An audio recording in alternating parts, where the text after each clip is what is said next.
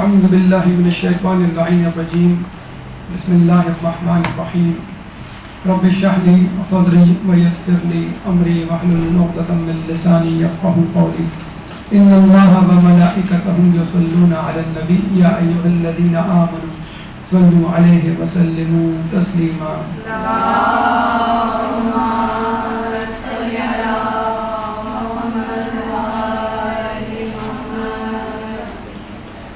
جیسے کہ آپ کو معلوم ہے کہ آج 8 ذی الحج ہے اور انشاءاللہ کل 9 ذی الحج یعنی یوم عرفہ ہے اور اس کے بعد 10 ذی الحج یقیناً 10 ذی الحج یا بقر عید یا عید الاضحیٰ ہمارے لیے بڑی اہمیت کی حامل ہے، لیکن اس سے پہلے کا دن یعنی 9 ذی الحج واقعی بڑی اہمیت کا حامل ہے، اور روایات میں آیا ہے کہ حج جو ہے وہ یوم عرفہ ہے، یوم عرفہ حج ہے۔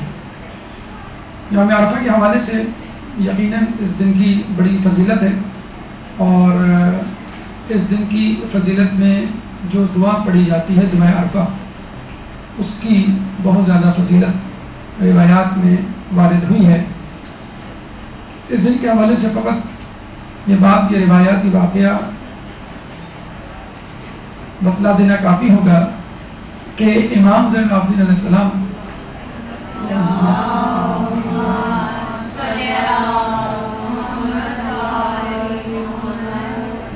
نے جب یوم عرفہ ایک سائل کو لوگوں سے مانگتے ہوئے دیکھا تو امام نے بے ساختہ اس سے کہا ویلک، افسوس ہے تجھ پر، آج تو ماں کے پیٹ کے بچے بھی خدا کے لطف و کرم سے مالا مال ہو کر سعید و خوش بخت ہو جائیں گے۔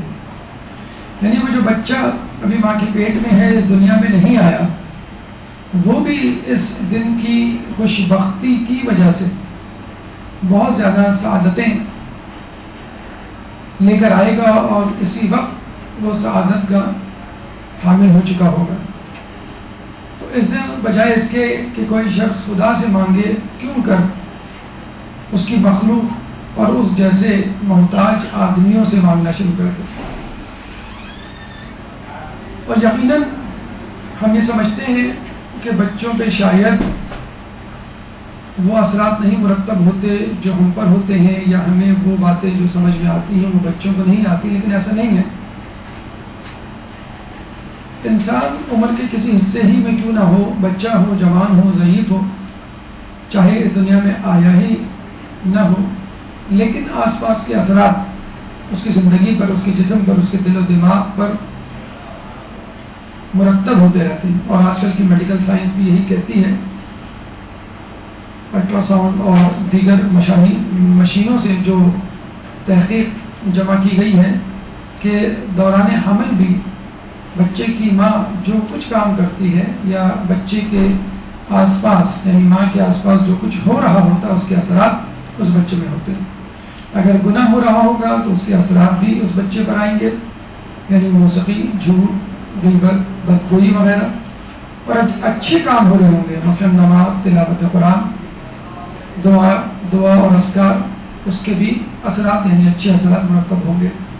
لہٰذا کوشش کیجیے بچوں کو اپنے ساتھ مجالس لے جانے کی، بچوں کو اپنے ساتھ ذکر و اذکار کی محفلوں میں لے جانے کی، اور دعاؤں میں لے جانے کی، چاہے وہ دعائیں طویل ہی کیوں نہ ہوں، تاکہ اس بہانے بچے کے اندر ایک تربیت کا پہلو جو ہے وہ اجاگر ہو۔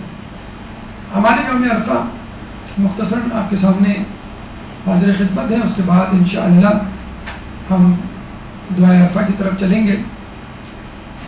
اس دن غسل مستحب ہے، زیارت امام حسین کے حوالے سے ملتا ہے کہ اس کو پڑھنے سے 1000 حج، 1000 عمرہ، 1000 جہاد، بلکہ اس سے بھی زیادہ کا ثواب حاصل ہوتا ہے۔ اس دن 2 رکعت نماز زیر آسمان بعد نماز عصر پڑھنی مستحب ہے، جس میں پہلی رکعت میں سورہ توحید، دوسری رکعت میں سورہ کافرون پڑھی جاتی ہے۔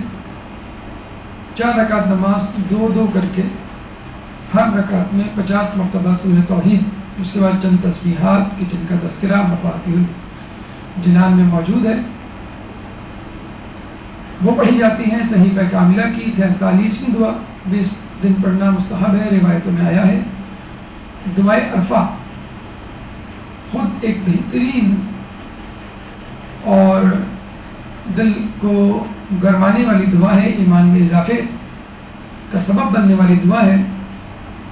دعائے عرفہ کو پڑھنے والا بالکل ایسا ہی ہے کہ جس نے عرفات میں حاضری دی۔ یہ دعا انسانوں کی گناہوں کی بخشش کا ذریعہ ہے، اور اتنی زیادہ اہمیت و فضیلت ہے اس دعا کی کہ جیسے کہ پہلے بتایا گیا کہ اس دن روزہ بھی رکھنا مستحبات میں شامل کیا گیا ہے، لیکن اگر روزہ رکھنے سے دعائے عرفہ پڑھنے میں کمزوری پیدا ہو، نقاہت ہو، تو اس دن روزہ چھوڑ دے، لیکن دعائے عرفہ نہ چھوڑے۔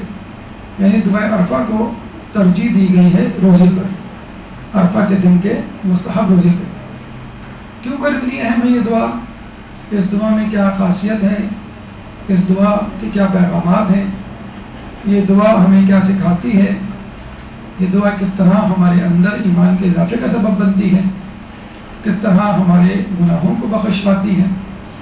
اور کس طرح ہمیں اللہ تعالیٰ سے روشناس کرواتی ہے؟ یہ تمام باتیں انشاءاللہ آپ کو اس وقت سمجھ میں آ جائیں گی کہ جب آپ اس دعا کو بغور خوص تفصیل کے ساتھ، ترجمے کے ساتھ، تفہیم کے ساتھ پڑھیں گی اور ان کے مفاہیم کو اپنی روح میں اتارنے کی کوشش کریں گی۔ یہ ممکن نہیں کہ ہم تمام دعا آپ کے سامنے پیش کریں، اور آپ کو معلوم ہے اعمال میں یوم عرفہ کے آپ کی شرکت رہتی ہوگی، 1.5 یا 2 گھنٹے بسا اوقات اس دعا کو پڑھنے میں لگ جاتے ہیں۔ آپ کی دلچسپی کے لیے اور آپ کی روحوں کو خدا سے قریب کرنے کے لیے اور خود اپنے آپ کے لیے ہم نے چند کلمات مقدسہ کا انتخاب کیا ہے اس دعا سے، اور ان کے مفاہیم کو کسی حد تک آپ تک انشاءاللہ پہنچانے کی کوشش کریں گے۔ ورنہ تو دعا کا ہر جملہ، ہر لفظ سمجھنے اور کرنے اور اس پر عمل کرنے کے قابل ہے، لیکن چند کلمات مقدسہ واقعی اپنی نظیر آپ ہیں کہ جن کو پڑھ کر انسان کو احساس ہوتا ہے کہ میں اب تک اس دعائے عرفہ کی معرفت سے کیوں محفوظ رہا۔ کوشش کیجئے نہ صرف دعائے عرفہ بلکہ تمام دعائیں جب بھی پڑھیں اس کا ترجمہ بھی آپ کے ذہن میں ہو، چاہے تھوڑی سی دیر لگ جائے، دگنا وقت لگ جائے، یا کبھی آپ فارغ ہوں، یعنی دعائے عرفہ سے پہلے، یوم عرفہ سے پہلے، تو اس دعا کے ترجمے کو اچھی طرح پڑھ ڈالیے، ہائی لائٹ کر لیجیے، ہائی لائٹر سے انڈر لائن کر لیجیے، مارک کر لیجیے، بک مارک کر لیجیے، تاکہ جب اس کو پڑھیں دوبارہ تو جو چیزیں آپ نے ہائی لائٹ کی ہوئی، انڈر لائن کی ہوئی ہیں، ان کے خوب توجہ دے دے کر ان الفاظوں کو ادا کریں اور ان کے مفاہیم کو اپنے اندر اتارنے کی کوشش کریں۔ آئیے دعائے عرفہ کی طرف چلتے ہیں۔ یہ یوم عرفہ کا منظر ہے کہ جس میں لاکھوں فرزندان توحید اللہ تعالیٰ کی معرفت حاصل کرنے کے لیے، اپنے گناہوں کو بخشوانے کے لیے عرفات کے میدان میں جمع ہوتے ہیں۔ ایک روایت کے مطابق روز محشر عرفات کے میدان ہی میں برپا ہوگا، اور یہ وہ دن اور یہ وہ ساعت ہے اور یہ وہ جگہ ہے کہ یقیناً جہاں پر امام زمانہ کی موجودگی لازمی ہے۔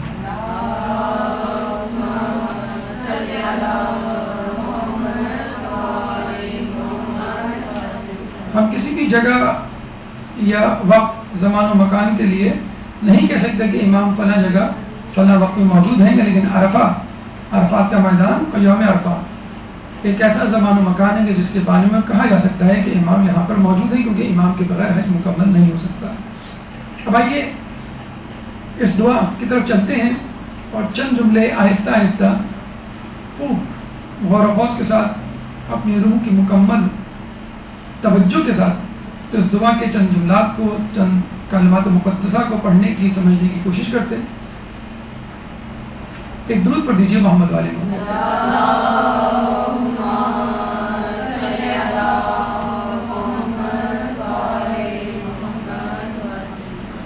جیسے کہ آپ کو معلوم ہے کہ جب دعا شروع کی جاتی ہے تو سب سے پہلے اللہ تعالیٰ کی حمد و ثنا کی جاتی ہے، اس کی تعریف کی جاتی ہے، اس کے حسنات بیان کیے جاتے ہیں، اور اس کے بعد پھر اپنے مطالب پر اور اپنی حاجت کی طرف آیا جاتا ہے۔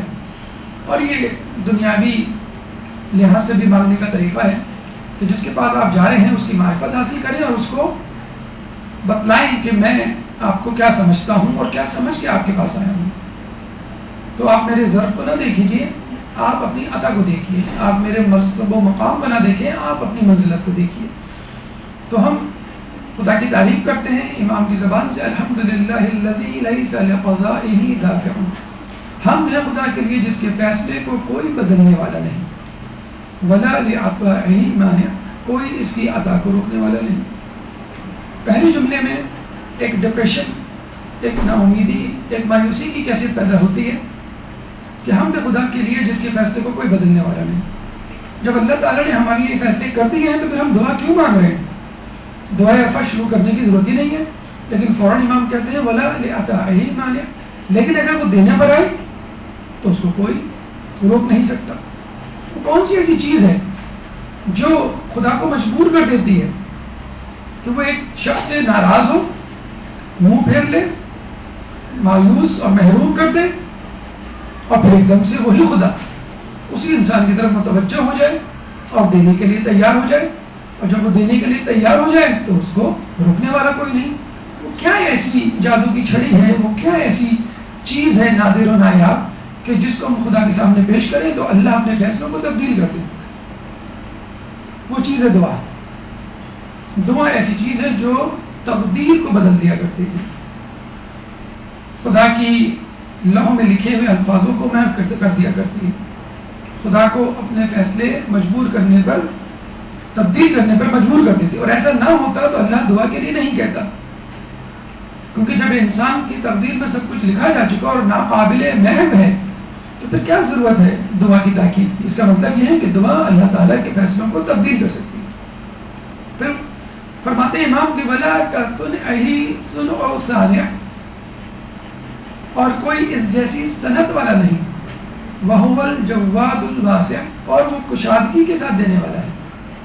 یقیناً یہ کائنات، اس کائنات کا ہر ذرہ اللہ کا بنایا ہوا ہے.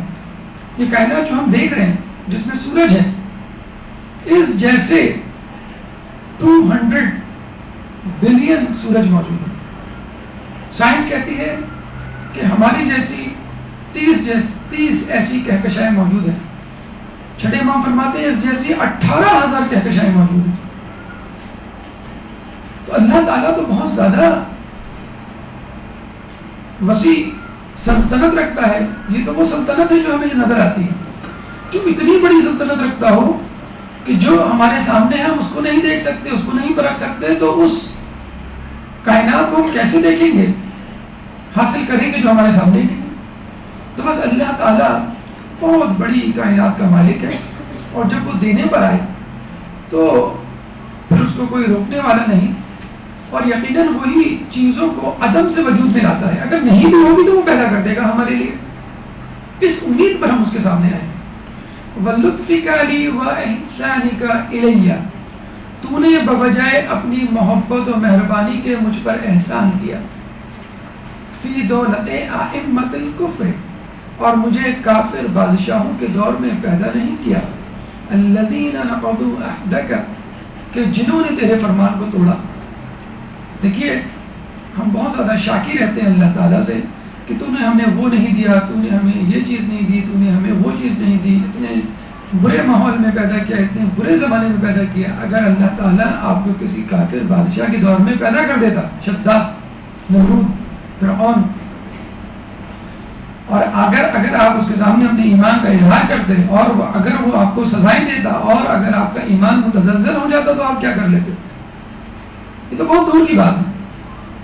خود رسول کے بعد مومنین پر اور شیعہ علی پہ جو مظالم ڈھائے گئے ان کے بارے میں تاریخ گواہ ہے کہ کس طرح مومنین کو اذیتیں دی گئیں، شیعہ علی کو تشدد کا نشانہ بنایا گیا. شکر ادا کیجیے کہ اللہ تعالیٰ نے آپ کو اس زمانے میں پیدا نہیں کیا کہ جب اسلام نہیں تھا، ورنہ دنیا میں بڑے بڑے فلسفی گزرے ہیں کہ جن کی کتابیں، جن کے نظریات آج بھی یورپ اور امریکہ جیسے جدید ممالک میں پڑھائے جاتے ہیں، اور آج تک وہ ان نظریات سے کسب فیض کر رہے ہیں.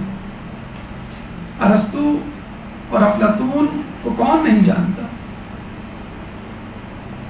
ارسطو اور افلاطون فلاسفرز ہیں، بلکہ آباء و اجداد میں شمار ہوتے ہیں، فاؤنڈرز اور فادرز آف فلاسفی کہلائے جاتے ہیں۔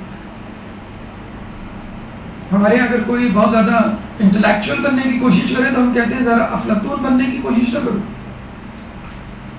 تو جس افلاطون کے نظریات یورپ اور امریکہ کی یونیورسٹی میں پڑھائے جاتے ہیں اس کے بارے میں سن کر آپ کو حیرت ہوگی کہ یہی افلاطون ہمارے عالم دین محمد حسن طباطبائی کے خواب میں آیا۔ کون محمد حسن طباطبائی؟ فلسفی کے بہت بڑے استاد۔ اور اگر آپ اس بات کو ہضم کرنے اور سمجھنے اور ماننے کے لیے تیار ہو تو مجھے کہنے دیجئے کہ ایک دفعہ تاریخ کتابوں میں یہ بات مرقوم ہے کہ ایک دفعہ ایک شخص کو فلسفے پڑھنے کا شوق ہوا۔ اچھا، اس کے ساتھ ساتھ وہ مردہ لوگوں کی روحوں کو بلانے کا فن جانتا تھا۔ اس نے کہا کہ میں دنیا میں سب سے مشہور فلسفی سے فلسفہ پڑھوں گا۔ تو اس نے سوچنا شروع کیا کہ دنیا میں آج تک مشہور فلسفی کون گزرا ہے، تو پتہ چلا ارسطو گزرا ہے۔ یہ جو زمین کی طرف اشارہ کر رہا ہے اپنی ہتھیلی، یہ ارسطو ہے۔ تو اس نے ارسطو کی روح کو حاضر کیا کہ تم مجھے فلسفہ پڑھاؤ۔ آپ کو معلوم ہے ارسطو نے کیا کہا؟ ارسطو نے کہا کہ تم اپنے زمانے کے مشہور فلسفی محمد حسن طباطبائی سے فلسفہ پڑھو، اس کو مجھ سے زیادہ فلسفہ آتا ہے۔ کون محمد حسن طباطبائی؟ محمد حسین طباطبائی کے بھائی۔ کون محمد حسین طباطبائی؟ تفسیر المیزان کے مفسر، جو اس وقت جہان تشیع میں سب سے دقیق، سب سے وسیع، سب سے اہم ترین تفسیر مانی جاتی ہے۔ تفسیر نمونہ جس کو لوگ کہتے ہیں کہ بڑی مشکل تفسیر ہے، وہ تو عام فہم تفاسیر میں شمار ہوتی ہے۔ المیزان کے مفسر محمد حسین طباطبائی کے بھائی محمد حسن طباطبائی کے، جو کہ فلسفے کے بہت بڑے استاد تھے اپنے زمانے کے، ارسطو کی روح گواہی دے رہی ہے کہ یہ سب سے بڑے استاد ہیں، ان سے پڑھو۔ تو اس شخص نے محمد حسن طباطبائی کا رخ کیا، اور محمد حسن طباطبائی نے کہا کہ تمہیں کیسے پتہ چلا؟ تو اس نے بتایا مجھے ارسطو نے بتایا۔ مجھے کہا تمہیں ارسطو تک کیسے پہنچ ہوئی؟ کہنے کہ میں روحوں کو بلانے کا فن جانتا ہوں۔ جب پھر کیا ہوتا تھا، یہ شخص ان سے پڑھتا تھا، اور جب بھی کسی فلسفے کے نظریے میں بحث چھڑ جاتی تو یہ شخص کہتا اچھا چلو ٹھیک ہے، ارسطو کی روح کو بلا کے پوچھتے ہیں۔ اچھا چلو ٹھیک ہے، ملا سدرا کی روح کو بلا کے۔ ملا سدرا بھی ہمارے فلسفے کے یوں سمجھ لیں کہ ارسطو سمجھ لیں یا بابا آدم واقع ہوئے ہیں۔ اسفار اربع ان کی کتاب ہے، جن کے بارے میں کہا جاتا ہے کہ اگر ایک عام آدمی پڑھ لے تو شاید وہ جنوں کی کیفیت کا شکار ہو جائے۔ فلسفے کی سمجھ لیں آخری کتاب۔ ایک دن انہوں نے کہا چلو افلاطون کی روح کو بلا کے پوچھتے ہیں اس نظریے کی جو دقیق یا دقت یا گہرائی ہے کیا ہے۔ افلاطون نے آگے جواب دیا، پھر ساتھ میں محمد حسن طباطبائی کو یہ کہا کہ تم خوش نصیب ہو کہ اسلام کے دور میں پیدا ہوئے، کہ تم کو توحید کا کلمہ نصیب ہوا۔ ہمارے زمانے میں تو توحید تھی ہی نہیں کہ ہم خدا کی عبادت کرتے۔ تو یہ ہے افلاطون کا تعصف کہ ہم اس زمانے میں کیوں نہیں پیدا۔ عیسیٰ علیہ السلام کے زمانے سے پہلے کے لوگ ہیں یونان کے، گریکس، یہ افسوس کیا کرتے تھے اتنے بڑے مفسر، اور ہم مسلمان ہیں، ہم شیعان علی ہیں، اہل بیت کے ماننے والے ہیں، مذہبی گھرانے میں پیدا ہوئے ہیں، کتنا اچھا ماحول، کتنی اچھی دین، کتنا اچھا خاندان ہمیں ملا ہے، کہ افلاطون افسوس کر رہا ہے کہ کاش میں اسلام کے گھرانے میں، کاش میں تشیع کے گھرانے میں پلا بڑا ہوتا۔ پھر امام فرماتے ہیں لکنک اخرجتنی للذی سبق لی، لیکن تو نے مجھ کو اس زمانے میں پیدا کیا جس میں من الہدی الذی لہ یسرتنی، تھوڑے عرصے میں مجھے ہدایت میسر آ گئی۔ حالانکہ یہ جملہ امام کے شایان شان نہیں ہے، ان کو کون سی ہدایت ملنے تھی؟ ان کا نور تو تخلیق کائنات سے پہلے وجود میں آ چکا تھا، وہ تو پیدائشی امام ہے، مومن تو بہت دور کی بات۔ یہ ہمارے جملے حقیقت ہیں جو امام اپنی زبان مبارک سے ادا کر رہے ہیں اور ہمیں سکھلا رہے ہیں کہ دیکھو اللہ سے اس طرح مانگو۔ کم از کم تو یہ تو شکر ادا کرو کہ تمہیں ایسے ماحول میں پیدا کیا کہ تمہیں ایمان حاصل کرنے کے لیے کسی تگ و دو کی ضرورت نہیں کرنی پڑی، اور تم اس ایمان کو سنبھالنے کے لیے نزاکتوں سے کام لے رہے ہو، شکوے شکایت کر رہے ہو کہ اللہ تو نے جو ایمان دیا میں اس کو سنبھال نہیں سکتا. یہ تو دیکھو اللہ تعالیٰ نے کس طرح بیٹھے بٹھائے تمہیں ایمان کی دولت دے دی. شیعان علی پہ، سادات پہ، بادشاہ نے وقت کے ظلم و ستم سے کتابیں بھری پڑی ہیں. فقط ایک نقطہ، فقط ایک اشارہ آپ کے سامنے کہ جو لوگ زیارت پہ جاتے ہیں مدینہ منورہ کی، ان کو جنت البقیع اور اس سے آگے بیت الحزن جہاں پہ بی بی گریا کیا کرتی ہے وہاں پہ لے جایا جاتا ہے. جب واپسی میں آیا جاتا ہے تو اشارہ کر کے سیدھے ہاتھ پہ بتلایا جاتا ہے کہ یہ جو آپ کو میدان جیسا علاقہ نظر آ رہا ہے جہاں پہ عمارتیں اب کھڑی ہو چکی ہیں اور ہو رہی ہیں، یہاں پہلے جنگل تھا. جنگل تھا، جی ہاں، یہاں پہلے جنگل تھا. اور عجیب کہانی، عجیب واقعات اس جنگل سے منسوب ہیں. امام ششم کے زمانے میں بنو امیہ، بنو عباس کے بدماش آیا کرتے تھے اور کہا کرتے تھے اہل بیت اور ہاشمی قبیلے کے نوجوانوں کو ہمارے حوالے کرو اور ہم ان کو اپنی فوج میں رکھیں گے تاکہ ہم ان سے اپنی جیت کو یقینی بنوا سکیں اور اس طرح لوگوں کے دل بھی جیت سکیں کہ بھئی اہل بیت ہمارے ساتھ ہیں. ورنہ ان کو قتل کی دھمکیاں دی جاتی تھی. امام نے ایک دن مجبور ہو کے اہل بیت کے نوجوانوں، ہاشمی قبیلے کے نوجوانوں کو کہا کہ تم اس جنگل میں، یہاں پہلے جنگل ہوا کرتا تھا مدینے سے تھوڑی دور، بلکہ مدینے شہر میں، مسجد نبوی سے تھوڑی دور، جنت البقیع سے آگے الٹے ہاتھ پہ، کہ یہاں بھی جنگل ہوا کرتا تھا. اور کئی عرصے، کئی مہینے امام نے بنی ہاشم کے نوجوانوں کو اس جنگل میں روپوش رہنے کا مشورہ دیا کہ بس یہاں جا کے بیٹھ جاؤ، واپس نہیں آنا اپنے گھر تک جب تک ہم تمہیں نہ کریں. کافی عرصے بعد جب اس جنگل کو کاٹا گیا تو بے گور و کفن سادات کے نوجوانوں کی لاشیں ملی وہاں پر. اس کا مطلب یہ ہے کہ دشمنوں نے ان کو وہاں بھی نہیں رہنے دیا. اب نہ وہاں جنگل ہے نہ اس قسم کے نشانات ہیں، لیکن یہ واقعات اب تک اس جگہ سے منسوب ہیں. کس طرح سادات کے خون سے گارا بنایا جاتا تھا، محلات کی دیواریں تعمیر ہوا کرتی تھی، کس طرح حجاج بن یوسف سادات کے خون سے گندی ہوئی روٹیاں افطار میں کھایا کرتا تھا. نعوذ باللہ، کیا کیا ظلم نہیں چاہے گئے. ہم سانس لے رہے ہیں، ہم اچھا کھا رہے ہیں، اچھا پہن رہے ہیں، اچھی جگہ رہ رہے ہیں، بڑے سکون سے اپنی نمازوں کو، اپنے اعمال کو انجام دے رہے ہیں، آزاداری کر رہے ہیں. اب ہمیں کیا چاہیے؟ اتنی کچھ نعمتیں ملنے کے باوجود اگر انسان شکوہ شکایت کرے تو اس کو تیار رہنا چاہیے کہ اللہ تعالیٰ بھی قیامت کے دن اس سے شکوہ شکایت کرے گا اور باز پرس کرے گا اور سخت احتساب لے گا. ہم اس کی کم نعمتوں پہ راضی ہو جائیں، اللہ ہمارے کم اعمال پہ راضی ہو جائے گا. امام اپنے جسم، اپنی ذات سے شروع کرتے ہیں اور اپنے جسم کے ایک ایک عضو کو بیان کر کے اللہ تعالیٰ سے شکر ادا کرتے ہیں، اللہ تعالیٰ کا شکر ادا کرتے ہیں کہ تو نے مجھے آنکھ دی، آنکھوں میں نور دیا، تو نے پیشانی کے نقوش کو واضح کیا، سانس کی رگیں دی، ناک دی سانس لینے کے لیے، کان دیے سننے کے لیے، زبان دی حرکت دینے کے لیے، بولنے کے لیے، دانت دیے ذائقہ چکھنے کے لیے، زبان دی، دماغ دیا، گردن میں غذا کی نالیاں دی، سینے کا گہراؤ یعنی ہڈیاں دی جس میں شہرک اور دل ہے، آویزہ ہے دل، ٹنگا ہوا ہے دل، جگر دیے، پسلیاں دی، انگلی کے پوروں تک کا امام جو ہے وہ شکر ادا کر رہے ہیں. بالوں، جلد، پٹھوں، ہڈیوں، حتیٰ کہ اپنے آفال جو ان اعضاء سے ادا ہوتے ہیں، نیند، اپنے رکوع، اپنے سجود، ایک ایک نعمت کا شکر ادا کرتے ہیں. پھر بھی امام کہتے ہیں کہ اگر میں صدیوں کو شاہ رہوں، عمر وفا کرے تو بھی میں تیری ان نعمتوں میں سے ایک نعمت کا شکر ادا کرنے کی طاقت نہیں رکھتا. سائنسدانوں سے پوچھ لیے، میڈیکل کے پروفیسر سے پوچھ لیے، ڈاکٹروں سے پوچھ لیجئے، آج تک انسان اپنے جسم میں موجود ایک عضو، ایک آرگن کو نہیں سمجھ سکا ہے. جب وہ اس نعمت کو سمجھ ہی نہیں سکا ہے تو اس کا شکریہ کیسے ادا کرے گا؟ اور اگر شکر ادا کرے گا تو کس سے ادا کرے گا؟ اس زبان سے جو اللہ کی دی ہوئی ہے، اس منہ سے جو اللہ کا دیا ہوا ہے، اس دل سے جو اللہ کا دیا ہوا ہے.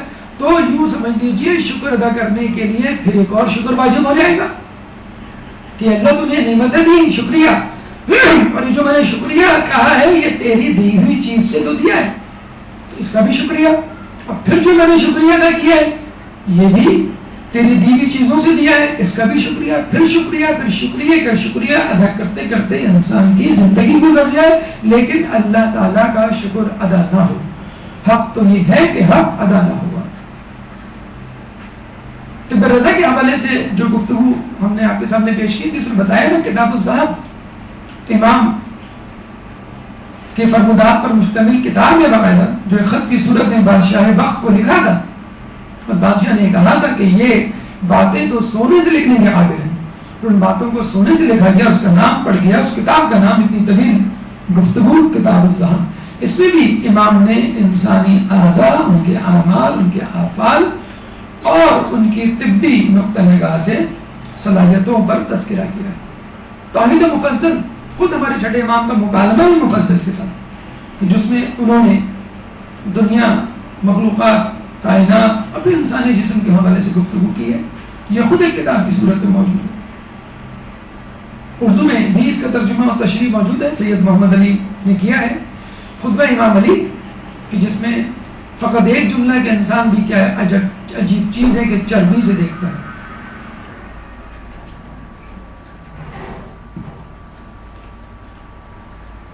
کہ مولا علی انسان کے بارے میں بتا رہے ہیں کہ انسان کے اندر کیا کیا عجائبات چھپے ہوئے ہیں، اور پھر اسی نہج البلاغہ میں رسول اللہ کو بطور طبیب متعارف کروا رہے ہیں.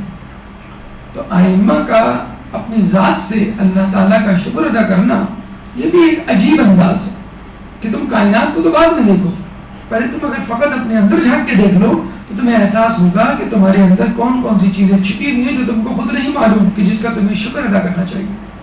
اس کے بعد یعنی اللہ تعالیٰ کے شکر کے بعد، اللہ تعالیٰ کی حمد و ثنا کے بعد جو کہ ایک انداز ہونا چاہیے گفتگو کا، امام کی آنکھوں سے آنسو روا ہو جاتے ہیں اور طلب حاجات کے لیے ان کلمات سے خدا سے گویا ہوتے ہیں. اللہم اجعلنی اخشاک کانی اراک، اے اللہ مجھے ایسے ڈرنے والا، ایسا ڈرنے والا بنا دے گویا تجھے دیکھ رہا ہوں. کہ ایسا نہیں ہے، کہ ایسا نہیں ہونا چاہیے. کیا روایات اس کی گواہ نہیں ہے کہ اللہ کی ایسی عبادت کرو کہ جیسے تم اس کو دیکھ رہے ہو. آپ خود اندازہ لگا دیجئے کہ جب آپ اللہ تعالیٰ کو دیکھتے ہوئے عبادت کریں گے تو آپ کا کیا حال ہوگا. ایک اور روایت میں آیا کہ عبادت ایسی کرو کہ گویا تم اسے دیکھ رہے ہو، ورنہ وہ تو تمہیں دیکھ ہی رہا ہے. اگر ایسی عبادت نہیں کر سکتے کہ تم خدا کو دیکھ رہے ہو تو ایسی عبادت کر لو کہ وہ تم کو دیکھ رہا ہے. اگر تم نے اس پر یقین نہ کیا تو تم کافر ہو. کس پر؟ اس بات پر کہ میں اللہ کو دیکھ رہا ہوں یا اللہ مجھے کم از کم دیکھ رہا ہے. اور اگر یقین کیا مگر گناہ نہ چھوڑا تو تم نے اسے کمتر سمجھا. دونوں صورتوں میں ہماری پکڑ ہے. یقین نہیں کیا تو ہم کافر ہیں، اور اگر یقین کر لیا لیکن اپنے گناہوں پر مصر ہیں، کرتے چلے جا رہے ہیں، آپ کی امی، آپ کے ابو آپ کے سامنے آپ کے کمرے میں موجود ہو اور وہ آپ کو کہہ رہے ہوں کہ یہ کام نہ کرو، لیکن پھر بھی آپ وہ کام کر رہے ہیں. اگر وہ کمرے میں موجود نہیں ہیں، آپ کام کر رہے ہیں، بغاوت کر رہے ہیں. اور اگر وہ گھر میں موجود ہیں اور پھر بھی وہی کام کر رہے ہیں، ان کے سامنے کر رہے ہیں، تو ان کی اہانت کر رہے ہیں، آپ ان کی تحقیر کر رہے ہیں کہ میں آپ کو اپنے سے بڑا نہیں سمجھتا. تو اگر اس بات پہ یقین نہیں آپ کو کہ اللہ دیکھ رہا ہے تو بس آپ نے توحید کا انکار کر دیا، اللہ کی ایک صفت کا انکار کر دیا. اور اگر یقین کر لیا لیکن پھر بھی گناہ نہیں چھوڑے تو اس کا مطلب ہے کہ ہم نے اللہ کو نعوذ باللہ اپنے سے کمتر سمجھ رکھا ہے، اپنے آپ کو اتنا نڈر بنا لیا ہے کہ ہم تیری کوئی فکر نہیں کرتے، ہم تجھ سے بے نیاز ہیں نعوذ باللہ. پھر امام فرماتے ہیں حتی لأحب تعجیل ما اخرت، یہاں تک کہ جس عمل میں تو تاخیر کرے اس میں جلدی نہ چاہوں، ولا تاخیر ما عجلت، کہ اللہ تعالیٰ اگر مصلحت خداوندی اس میں ہے کہ تو مجھے تاخیر سے دے تو مجھے صابر بنا دے، اور اگر تو کوئی کام کرنا چاہتا ہے جو مجھے پسند نہیں، مثلا مجھے بیمار کر دیا، حادثے سے دوچار کر دیا، کسی چیز سے محروم کر دیا، اور میں مچل رہا ہوں کہ نہیں مجھے وہ چیز چاہیے، تو مجھے برداشت کی قوت دے دے تاکہ میں تیری مصلحت کو سمجھ سکوں. تو جس میں تو تاخیر کرنا چاہے اس میں میں جلدی نہ کروں، اور جس میں تو جلدی چاہے اس میں تاخیر نہ کروں. ہمیں کوئی چیز چاہیے، ہم کہتے ہیں بس آج اور ابھی چاہیے. اگر اللہ کو کچھ دینا ہو، نماز پڑھنی ہو، فرض انجام دینا ہو، تو ہم تاخیر چاہتے ہیں. تو جن کاموں میں ہمیں جلدی ہوتی ہے، ہم چاہتے ہیں وہ کام فوراً ہو جائے، لیکن اللہ تعالیٰ چاہتا ہے کہ مصلحت اس میں ہے کہ تم اس میں تاخیر کرو. اور جن کاموں میں ہمیں جلدی کرنی چاہیے، مثلا نماز ادائیگی کے واجبات، اس میں ہم کہتے ہیں کہ اللہ تاخیر کر لو. تو انسان کو تقدیر الہی پر راضی رہنا چاہیے. ہر رنگ میں راضی برضا ہو تو مزہ دیکھ، دنیا میں رہتے ہوئے جنت کا مزہ دیکھ. بہترین فلسفہ ہے جنت حاصل کرنے کا. مرنے کی بھی ضرورت نہیں ہے آپ کو. اگر نیکوکار ہو اور جنت میں جائے گا تو مرنا تو پڑے گا کم از کم. نہیں، اگر آپ بے صبرے ہیں تو جنت کے حصول میں بے صبری کا مظاہرہ کیجئے اور جنت کو یہاں ابھی اسی وقت حاصل کیجئے. کس طرح؟ ہر رنگ میں راضی برضا ہو تو مزہ دیکھ، دنیا میں رہتے ہوئے جنت کا مزہ دیکھ. ہر رنگ میں راضی. جنت میں کیا ہوگا؟ ہم جو چاہیں گے وہ ہو جائے گا. کھانا پینا لباس رہائش جو چاہیں گے وہ ہو جائے گا. تو جو ہو رہا ہے اس کو چاہ لو. ہم کہتے ہیں نا امی کیا پکایا ہے؟ بھائی بریانی پکائی ہے. واہ، میں یہی چاہ رہا تھا کہ آج بریانی کھاؤں. امی کیا پکایا ہے؟ کھچڑی پکائی. میں یہی چاہ رہا تھا کہ یہی کھاؤں. تو جو چیز آپ کے سامنے آئے آپ کے بس میں یہی تو چاہ رہا تھا. آپ کی چاہت کچھ نہ ہو، جو خدا کی چاہت ہے وہی آپ کی چاہت. مولا فرماتے ہیں مجھے جنت میں جانے سے زیادہ مسجد میں جانے میں مزہ آتا ہے. کیوں؟ جنت میں جانے میں میری مرضی ہے اور مسجد میں جانے میں اللہ کی مرضی ہے. تو اس مرضی کو اپنائیے جو اللہ کی مرضی ہے. پھر امام فرماتے ہیں وَجْعَلْ سَمْعِي وَبَصَرِي الْبَصَرِ الْوَارِثَيْنِ مِنِّي، کانوں اور آنکھوں کو میرا مطیع بنا دے، ہماری طرح نہیں. ٹی وی کے آگے چینل کھول دیا، جو کچھ بھی آیا دیکھ لیا. گاڑی میں سفر کر رہے ہیں، بل بورڈز پہ جو ایڈورٹائزمنٹ لگے ہوئے ہیں ان میں نظر مار لی. جو سنائی دے رہا ہے، میوزک ہو، غیبت ہو، سن لیا. کوئی فلٹریشن نہیں، کوئی سینسرشپ نہیں، کوئی روک تھام نہیں. ہم ایک وقت کا کھانا کھاتے ہیں تو تفصیل میں جاتے ہیں کہ اس میں فیٹ کتنی ہے، اس میں کیلوریز کتنی ہیں، اس میں شوگر ہے کہ نہیں، اس میں نمک زیادہ ہے یا کم ہے. ایک وقت کے کھانے میں اتنی زیادہ نزاکتیں اور اپنے اعضاء و جوارح کو استعمال کرنے کے لیے کوئی نزاکت نہیں کہ اس کام کو کرنے سے میں کتنے گناہوں میں مبتلا ہوں گا، کتنی بڑی سزا ملے گی، اور اگر فلاں نیکی کر لوں گا تو مجھے کتنا اجر ملے گا. تو آنکھوں اور کانوں پر نہ چلیے، ان کو لگام دیجئے اور ان کو اپنی مرضی یعنی اطاعت الہی کی مرضی کے مطابق چلائیے، استعمال کیجئے. اور خود چوتھے امام فرماتے ہیں کہ خدا کی نعمتیں خدا کی نافرمانی میں استعمال نہ کرو. یہ ہے کم سے کم شکر. کسی نے پوچھا کم سے کم شکر کیا ہے؟ کم سے کم شکر یہ ہے کہ خدا کی نعمتیں اس کی نافرمانی میں استعمال نہ کرو. اگر ایک شخص نے آپ کو کوئی تحفہ دیا ہے، ٹھیک ہے آپ اس کو تحفہ لوٹا نہیں سکتے، بہت بڑا قیمتی تحفہ ہے، ٹھیک ہے ہم اس کا شکر بھی نہیں ادا کریں، لیکن خدا را اس تحفے کو اس طرح استعمال کرو جس طرح وہ چاہتا ہے.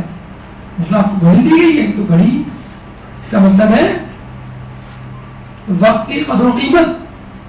آپ کو کمپیوٹر دیا گیا ہے، اس کو اپنی تعلیم کے لیے استعمال کیجیے. اسی طرح اگر خدا نے نعمتیں دی ہیں، کان، ناک، جسم، روح، گھر، مال، اولاد، تو اس کو اللہ کی نافرمانی میں نہیں اس کی اطاعت میں استعمال کرے. امام فرماتے ہیں وقت کنت عن خلقی غنیہ، حالانکہ تو مجھے خلق کرنے سے بے نیاز تھا. بڑے مزے سے ہم کہہ دیتے ہیں کہ اللہ نے مجھے پیدا ہی کیوں کیا، حالانکہ دیکھا جائے اللہ نے پیدا کر کے عدم سے وجود بخشا ہے. ہمیں بتائیے عدم بہتر ہے کہ وجود بہتر ہے؟ اکثر ہم کہتے ہیں کہ some thing is better than nothing. تو بہت کچھ ہونا کتنا بہتر ہوگا کچھ نہ ہونے سے؟ یہ تو سم تھنگ کی بات ہو رہی ہے. Every thing is better than nothing, یہ تو بالکل ہوگا. آپ کو کیا بنایا؟ آپ کو جمادات نہیں بنایا، نباتات نہیں بنایا، حیوانات میں سے نہیں بنایا، اشرف المخلوقات بنایا. ارے اس کو بھی چھوڑیے، انی جاعل فی الارض خلیفہ، اپنا خلیفہ بنایا. ان لوگوں سے ممتاز کر دیا، ان لوگوں سے برتر بنا دیا جو ہزاروں لاکھوں اور پتہ نہیں کتنے سالوں سے اللہ کی عبادت کر رہے تھے.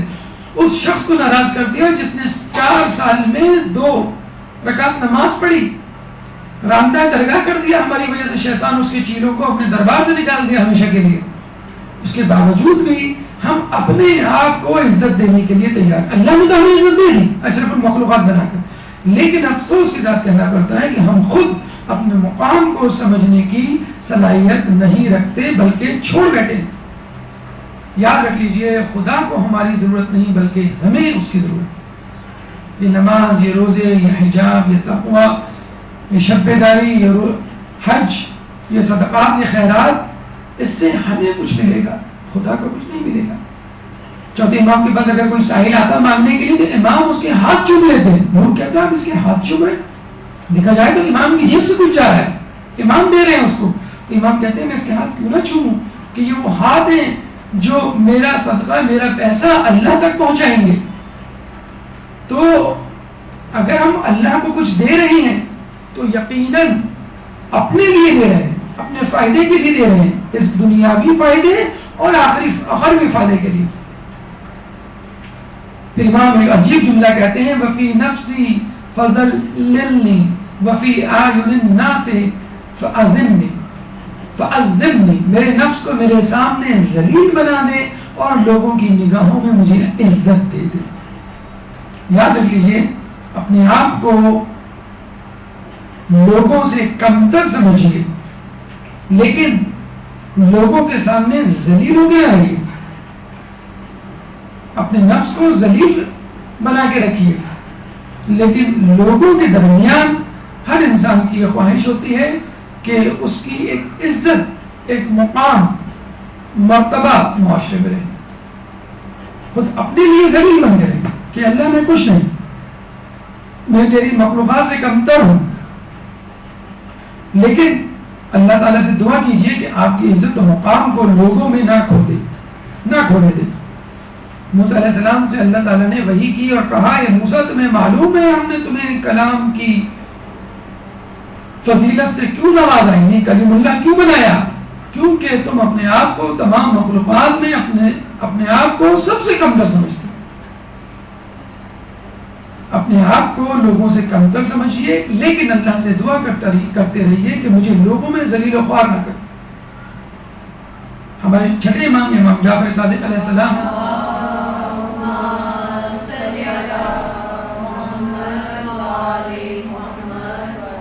ایک دفعہ ایک خوبصورت لباس زیبتن کیے ہوئے گھر سے نکلے تو ایک صوفی، ایک ظاہری تقوی کا حامل شخص آپ کے سامنے آیا اور کہنے لگا کہ آپ تو بڑا اچھا لباس، بڑی اچھی پوشاک زیبتن کی ہوئی اور مجھے دیکھیے میں کس طرح پھٹے پرانے مفلس زدہ کپڑوں میں، لباس میں ملبوس ہوں.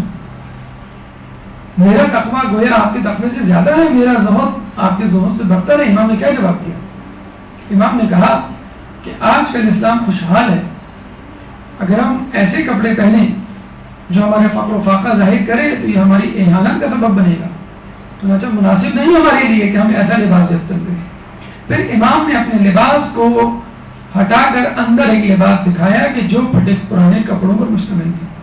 تو امام نے کہا کہ یہ اوپر کا کپڑا ہم نے لوگوں کو بتانے کے لیے پہنا ہے کہ ہم قابل عزت لوگ ہیں، اور اندر کا کپڑا میں نے اپنے نفس کو ذلیل کرنے کے لیے پہنا ہے کہ نفس اگر تو اچھی پوشاک پہ تکبر کرنے لگے تو اس کپڑے کو دیکھ لے جو میں نے اندر پہنا ہے.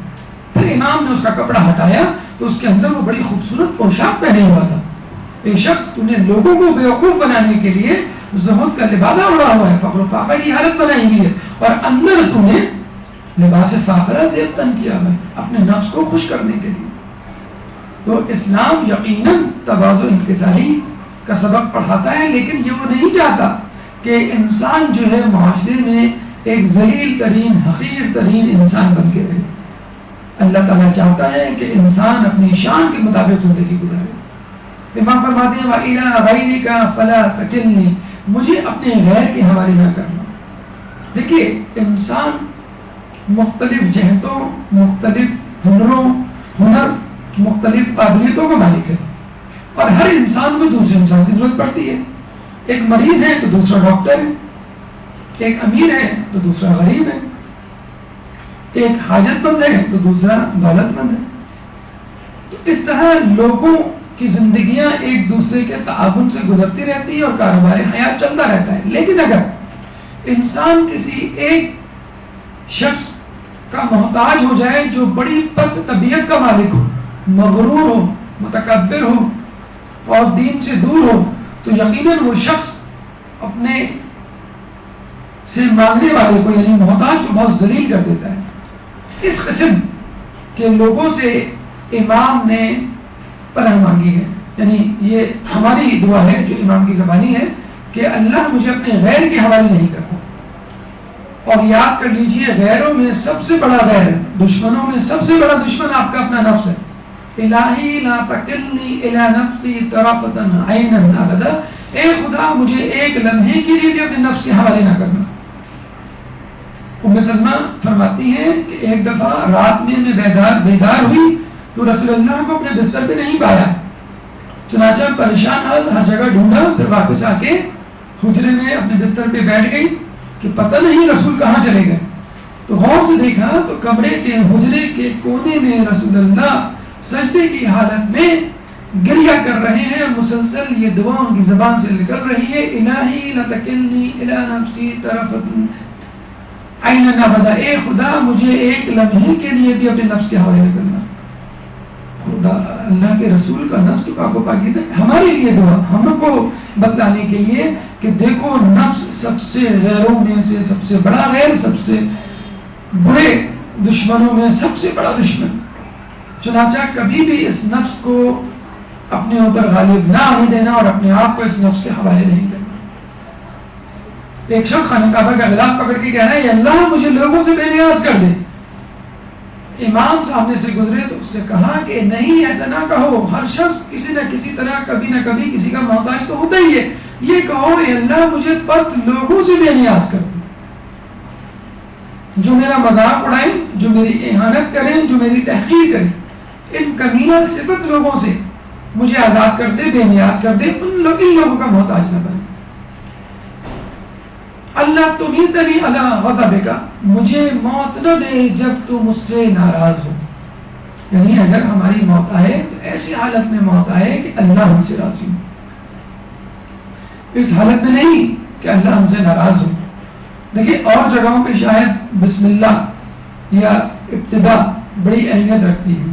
First impression is the last impression. نہیں، ہمارے یہاں last impression is the first impression. ابتدا کیسی کیوں نہ ہو، انسان کا کیوں نہ پیدا ہو، لیکن اگر اس کی موت، اس کا خاتمہ ایمان پر ہوتا ہے تو جنت میں جائے گا. اور ابتدا ایمان سے ہو لیکن انتہا یعنی خاتمہ موت کفر پہ ہو تو وہ انسان اللہ کی ناراضگی کا سامنا کرے گا. اصل چیز ہے انسان کی موت کس پر آتی ہے، اللہ کی رضا پر یا اللہ کے غضب پر. اور یہی بات قرآن سورہ آل عمران 102 میں کہتا ہوا نظر آتا ہے، یا ایھا الذین آمنوا اتقوا اللہ حق تقاتہ ولا تموتن الا وانتم مسلمون. اے ایمان والو اللہ سے اس طرح ڈرو جو ڈرنے کا حق ہے، اور خبردار اس وقت تک نہ مرنا جب تک مسلمان نہ ہوگا. ولا تموتن الا وانتم مسلمون، تم کو موت نہ آئے حتیٰ کہ تم مسلمان مرو. حق ادا کرو اس سے ڈرنے کا، جس طرح ڈرنا چاہیے. کس طرح ڈرنا چاہیے؟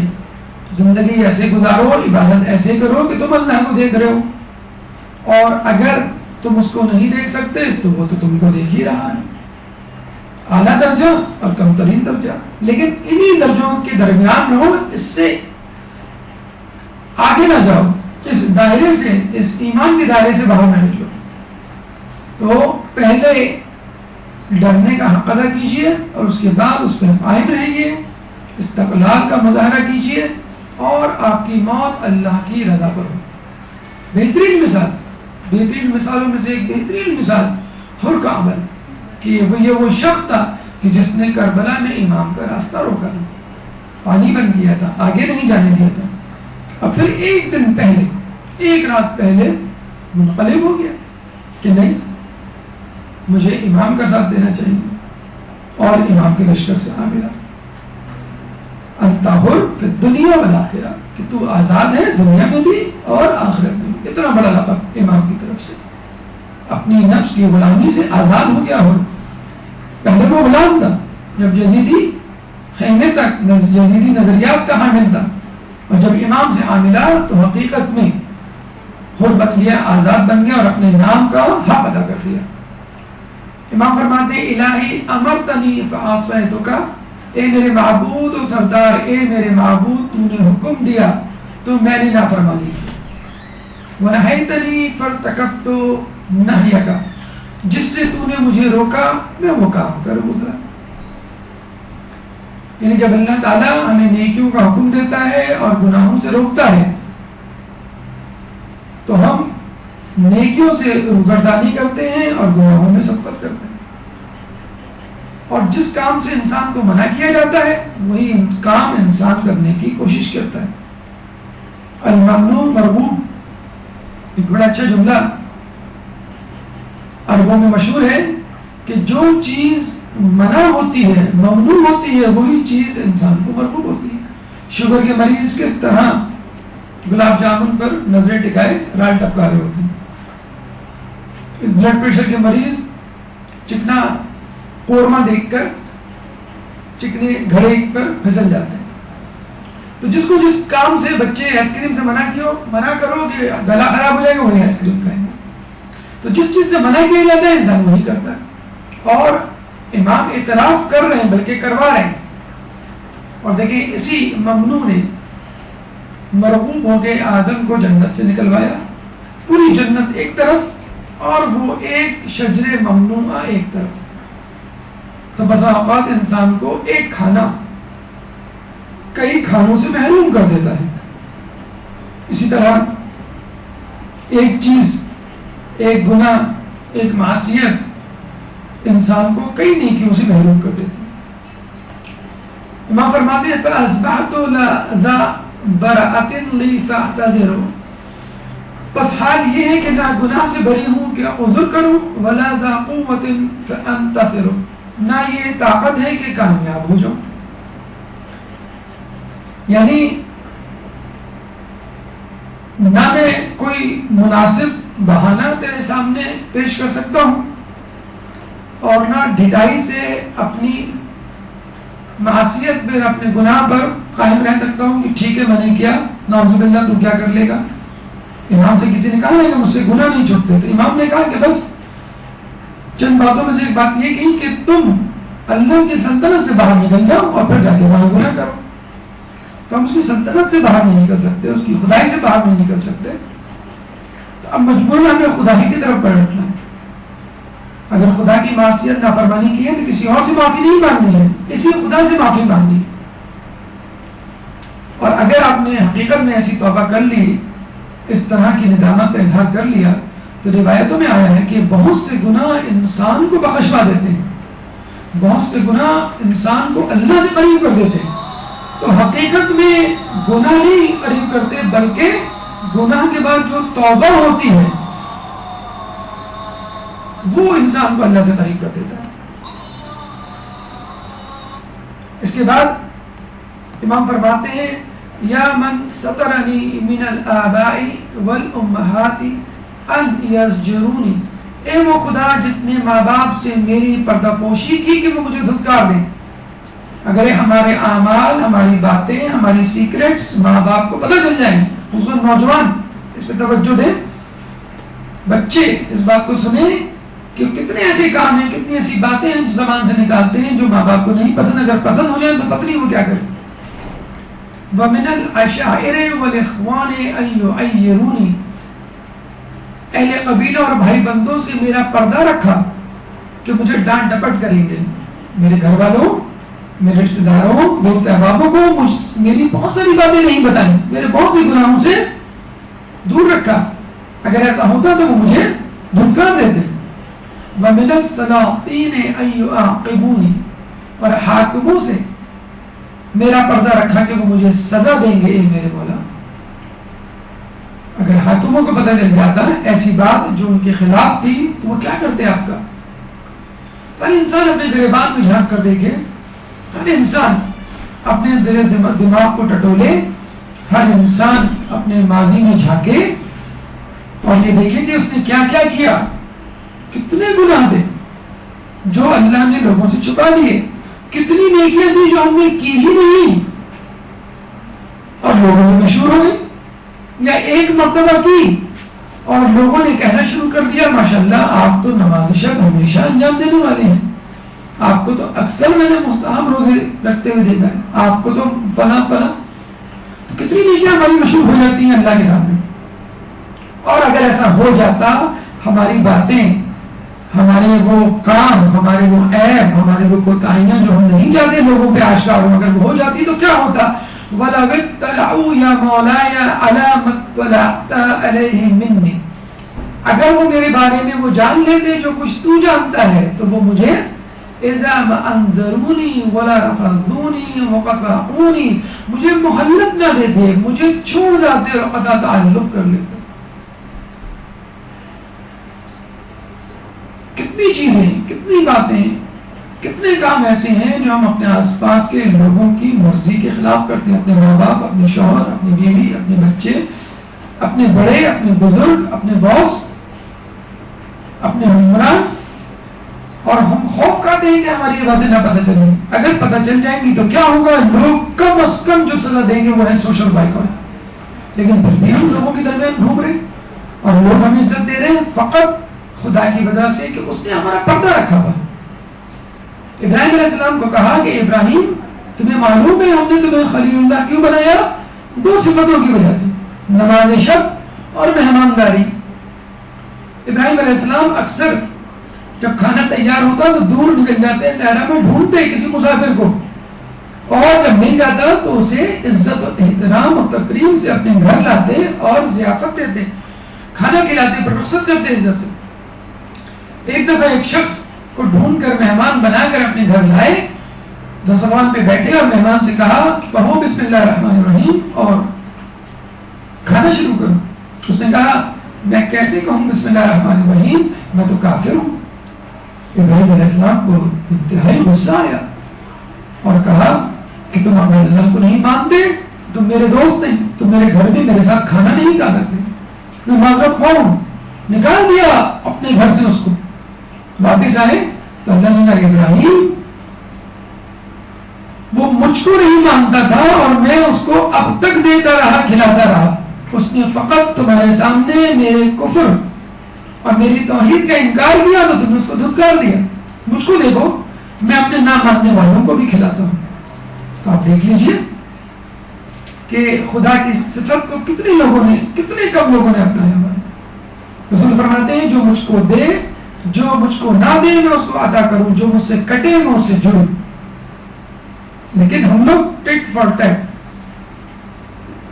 یہ دو یہ لو، جیسا کرو گے ویسا بھرو گے کی پالیسی پہ گامزن ہے۔ اگر کوئی ہم سے بات نہیں کرے گا تو ہم بھی نہیں کریں گے، کوئی ہماری برائی کرے گا تو ہم بھی برائی کریں گے، کوئی ہمیں نقصان پہنچانے کی کوشش کرے گا تو ہم بھی نقصان پہنچانے کی کوشش کریں گے۔ تین کے جواب ہم پتھر سے دیں گے۔ یونس علیہ السلام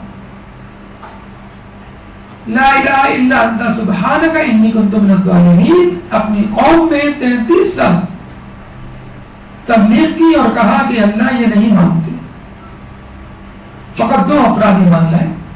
اللہ نے کہا کہ تمہارے بھائی نوح علیہ السلام نے تو اس سے زیادہ محنت کی تھی، 900 سال، اور فقط تم 33 سال میں تھک گئے۔ میں کیا کروں، میں پوری کوشش کر چکا، 33 سال میں تھک گئے، اور خدا سے دعا کی کہ ان کے عذاب بھیج۔ بدھ کا دن ٹھہرا عذاب کا، اور جب عذاب آنے لگا عین عذاب کے وقت ان کی قوم گڑگڑانے لگی۔ وہاں پہ یونس علیہ السلام کا چھوڑا ہوا ایک شاگرد، ایک عالم موجود تھا، اس نے قوم کو کہا کہ اب بھی وقت ہے توبہ کر لو۔ قوم نے توبہ کی اور بچ گئی، بادل واپس چلے گئے۔ غالباً واحد قوم تاریخ میں ہمیں ملتی ہے کہ عین عذاب کے وقت توبہ کرنے سے بچا لی گئی عذاب سے۔ جب یونس علیہ السلام آئے تو دیکھا علاقہ ویسے ہی سرسبز و شاداب، لوگ اپنی زندگی میں مگن، شرمندہ ہو گئے کہ میرے سامنے میری توہین ہو جائے گی اگر میں لوگوں میں گیا، میں تو کہہ چکا تھا عذاب آگے رہے گا، کچھ بھی کر لو۔ اور پھر وہاں سے گئے اور اس ترک اولا کے سبب یونس علیہ السلام کو مچھلی کے پیٹ میں کئی دن گزارنے پڑے. اور جب یونس علیہ السلام نے یہ بٹ زبان سے جاری کیا لا الہ الا انت سبحانک انی کنت من الظالمین، تو پھر مچھلی نے ان کو ایک صحرا میں اگلا. اور ہمارا یہ حال ہے کہ اللہ تعالیٰ 7 گھنٹوں تک تو ہمارے کندھوں کے فرشتوں کو خبر نہیں ہونے دیتا. آسمان کے فرشتوں اور زمین کی مخلوقات تو بہت دور کی بات ہے. ہمارے جسم اور روح میں بیٹھے ہوئے فرشتوں کو پتہ نہیں چلتا کہ ہم کون سا گناہ کر بیٹھے. 7 گھنٹے تک لکھا ہی نہیں جاتا تو مٹایا کیا جائے گا؟ اگر کسی چیز کو مٹایا جائے تو شک ہو جاتا ہے کہ یہاں پر کچھ تھا. وَعَدْلُكَ مُولِكِ وَمِن كُلِّ عَدْلِكَ مَعْرَبِي، میں تیرا انصاف مجھے نابود کر دے گا اور میں تیرے ہر عدل سے ڈرتا بھاگتا ہوں. اگر انصاف کرنے پر آئے اللہ تعالیٰ ہر چیز کا حساب لے اور ہر برائی کو تولے. وَمَن يَعْمَلْ مِثْقَالَ ذَرَّةٍ خَيْرًا يَرَهُ وَمَن يَعْمَلْ مِثْقَالَ ذَرَّةٍ شَرًّا يَرَهُ، کہ جو کوئی ذرہ برابر نیکی کرے گا دیکھ لیا جائے گا اور جو کوئی ذرہ برابر شر کرے گا دیکھ لیا جائے گا. کتنی سخت آیت ہے قرآن کی. ایک اعرابی آیا، اس نے قرآن پڑھنے کی گزارش کی، سیکھنے کی، ایک صحابی کو اس کے سپرد کر دیا. اللہ کے رسول نے جب اس آیت پہ پہنچا تو اس نے کہا بس میں سمجھ گیا، یہ کہہ کے چلا گیا. جب رسول نے پوچھا صحابی کا کیا، اس اعرابی کا کیا ہوا، تو صحابی نے جواب دیا وہ تو برداشت ہی نہیں کر سکا. اس آیت میں آ کے رک کے کہنے لگا بس کافی ہے. تو رسول نے کہا وہ جاہل آیا تھا فقیہ بن کر گیا ہے. بہت پتے کی بات اس نے پکڑ لی. اگر انسان نے یہ سمجھ لیا کہ بس جو کروں گا چاہے چھوٹی چیز یا بڑی چیز، چاہے بری چیز چاہے اچھی چیز، پکڑا جاؤں گا، اکاؤنٹیبلٹی احتساب ہوگا. اچھی چیز جنت میں اور بری چیز دوزخ میں لے جائے گی، اور یہی انصاف ہے. اور حقیقت میں ہم دیکھیں تو ہماری برائیاں نیکیوں کے مقابلے کتنی زیادہ ہیں، اور جو نیکیاں کر رہے ہیں اس میں کتنی طاقت کا منائی روح اور خلوص ہے جو قبول ہو. تو اگر ہم اللہ سے انصاف مانگیں گے، اکثر ہم سبزی لینے جاتے ہیں اور شک کرتے ہیں کہ بھئی آپ نے جو ہے وہ کم تولا ہے. بعض اوقات وہ اندازے سے تول کے دے دیتے ہیں آپ کو. آپ کہتے ہیں کہ نہیں بھائی تم نے ذرا کم تولا، باٹ لگاؤ، 3 کلو کا باٹ رکھو. تو آپ کہتے ہیں کہ باجی یہ بالکل صحیح تولا ہے، آپ فکر نہ کریں. نہیں ہمارے سامنے باٹ رکھو. وہ باٹ رکھتا ہے تو پتہ چلتا ہے کہ ایک سیب نکال لیتا ہے، یہ زیادہ چلا گیا. اکثر یہ ہوتا ہے. کیوں؟ اس کو معلوم ہے کہ میں سبزی بیچ رہا ہوں، مجھے معلوم ہے کہ کتنا مال ڈلے گا، کتنے سیب ڈلیں گے تو کتنے کلو کے ہوں گے. اللہ سے کبھی نہیں لیجیے گا کہ اللہ میرے ساتھ انصاف کر، کبھی نہیں لیجیے گا. ایک بنی اسرائیل کے بندے نے 70 سال تک عبادت کی، پھر موسیٰ علیہ السلام سے کہا کہ اللہ سے پوچھو میری اس عبادت کا کیا صلہ ہے. اللہ نے فرمایا تیری عبادت کا تو کوئی صلہ نہیں، تم نے جو عبادت کی وہ اپنے لیے کی. اسی دوران اس کے دانت میں درد اٹھا، اتنا شدید درد اٹھا کہ اس نے موسیٰ علیہ السلام سے کہا اس دانت میں درد ہو رہا ہے شدید، اس کو کسی طرح رفع کرو. اللہ سے جب پوچھا تو نے کہا، اللہ نے کہا اچھا اس سے پوچھ 70 سال کے بدلے میں، 70 سال کی عبادت کے بدلے میں اس کا درد ختم کر دوں. اس نے کہا بالکل سب کچھ لے لیجیے. اللہ تعالیٰ نے درد ختم کر دیا. کہنے اب بتا تیرے پاس کیا ہے، جہنم سے بچنے کے لیے اور جنت میں جانے کے لیے. ایک بیماری سے بچنے کے لیے ہم سب کچھ دینے کے لیے تیار ہے. ہمارے پاس ہے کیا؟ جان دی ہوئی اس کی تھی. حق تو یہ ہے کہ حق ادا نہ ہوا. جان بھی دے دیں گے تو ہم کہیں گے حق ادا نہ ہوا. فَإِن تُعَذِّبْنِي يَا إِلَٰهِي فَبِذُنُوبِي بَعْدَ حُجَّتِكَ عَلَيَّ، بس اگر تو مجھے عذاب دے دے میرے اللہ تو میرے گناہوں کی وجہ سے مجھ پر تیری حجت ہے. میں کبھی نہیں کہوں گا، کبھی شکوہ نہیں کروں گا کہ تو نے مجھے ظلم سے، جسے کہتے ہیں کہ جہنم میں پھینک دیا، میرے اوپر سختی کی، تو عدل کرے گا میرے لیے. وَإِن تَعْفُ عَنِّي فَبِحِلْمِكَ وَجُودِكَ وَكَرَامِكَ، اور اگر تو مجھے معاف فرما دے تو یہ تیری طرف مہربانی، تیری بخشش اور تیرے کرم کا نتیجہ ہے.